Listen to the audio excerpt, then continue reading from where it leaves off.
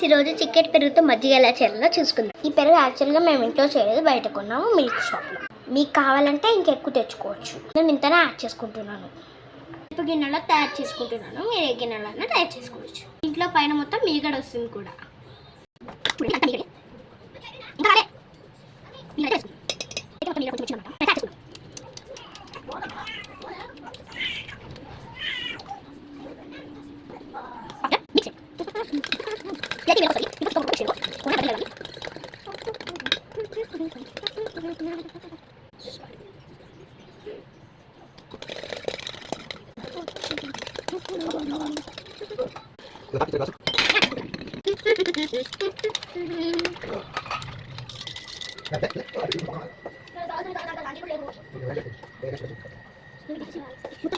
అంతే guys, bye guys, see you all.